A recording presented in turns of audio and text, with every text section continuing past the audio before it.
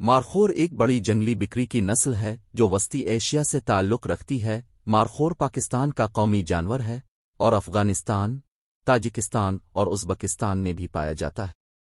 اس کا نام مار جس کا مطلب ہے سانپ اور خر کے معنی کھانے والا، جس سے مراد سانپوں کو مارنے کی صلاحیت ہے۔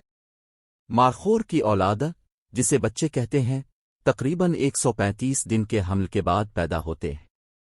پیدائش عام طور پر موسم بہار میں ہوتی ہے۔ عام طور پر مارخور کی ایک مادہ ایک یا دو اور کبھی کبھار 3 بچوں کو جنم دیتی ہے۔ ماں ابتدائی کمزور مرحلے کے دوران اپنی اولاد کو دیکھ بھال اور تحفظ فراہم کرتی ہے۔ مارخور بچے زندگی کے ابتدائی مہینوں میں دودھ اور دیکھ بھال کے لیے اپنی ماؤں پر منحصر ہوتے ہیں۔ وہ شکاریوں سے تحفظ کے لیے اپنی ماؤں کے قریب رہتے ہیں۔ یہ مرحلہ ان کی بقا کے لیے اہم ہے کیونکہ وہ طاقت اور ہم آہنگی پیدا کرتے ہیں۔ جیسے جیسے مارخور بچے بڑے ہوتے ہیں، وہ نوجوانی کے مرحلے میں داخل ہوتے ہیں۔ اس مرحلے کے دوران ان کے سینگ بڑھنے لگتے ہیں اور وہ اپنے گردونوا کو زیادہ آزادانہ طور پر تلاش کرنا شروع کر دیتے ہیں۔ وہ چارہ لگانے اور ممکنہ خطرات سے بچنے کے لیے ضروری ہنر سیکھتے ہیں۔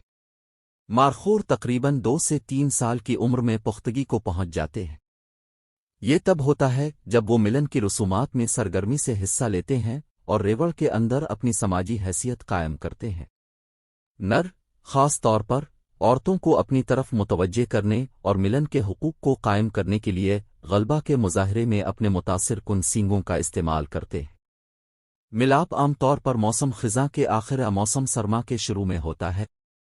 غالب نر، جن کی شناخت ان کے بڑے مڑے ہوئے سینگوں سے ہوتی ہے، خواتین کی توجہ حاصل کرنے کے لیے مقابلہ کرتے ہیں۔ کامیاب نر اپنے ریوڑ میں متعدد خواتین کے ساتھ ملتے ہیں۔ ملن کے بعد مادہ حمل کی مدت سے گزرتی ہے اور سائیکل دہرایا جاتا ہے۔ مارخور اپنے مخصوص مڑے ہوئے سینگوں کے لیے مشہور ہیں جو متاثر کن لمبائی تک پہنچ سکتے ہیں۔ یہ سینگ مردوں میں لمبائی میں 5 فٹ تک بڑھ سکتے ہیں، جبکہ خواتین کے سینگ چھوٹے، سیدھے ہوتے ہیں۔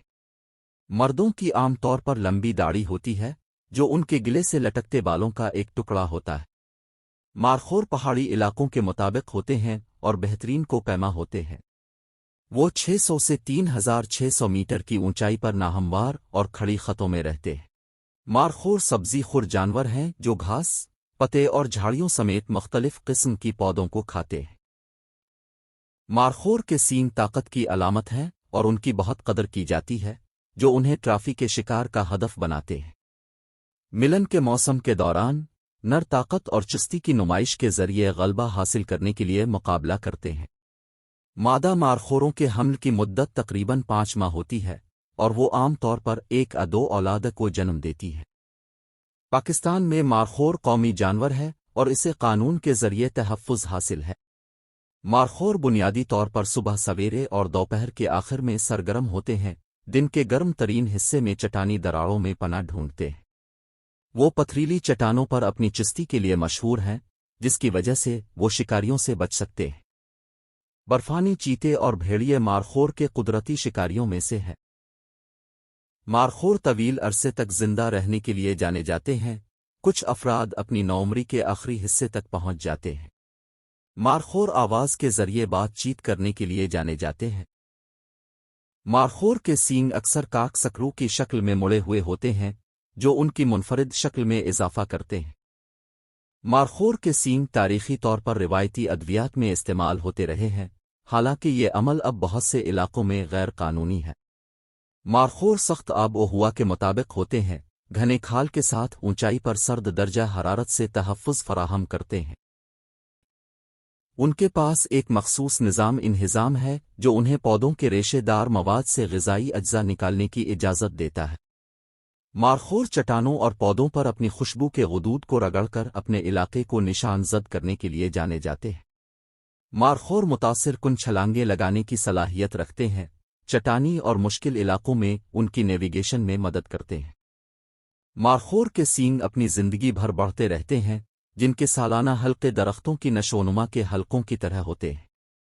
مارخور اونچائی پر پائے جانے والے کم آکسیجن والے ماحول کے مطابق ہوتے ہیں۔ سرپل والے سینگ نہ صرف غلبہ کے اظہار میں استعمال ہوتے ہیں بلکہ شکاریوں کے خلاف دفاع کے لیے بھی استعمال ہوتے ہیں۔ مارخور کو سونگھنے کا شدید احساس ہوتا ہے، جو انہیں شکاریوں کا پتہ لگانے اور خوراک کے مناسب ذرائع تلاش کرنے میں مدد فراہم کرتا ہے۔ مارخور کے حمل کا دورانیہ تقریباً 140 سے 160 دن ہوتا ہے۔ مارخور چھوٹے ریوڑ بنانے کے لیے جانے جاتے ہیں۔ نر اور مادہ عام طور پر ملن کے موسم سے باہر الگ الگ ہوتے ہیں۔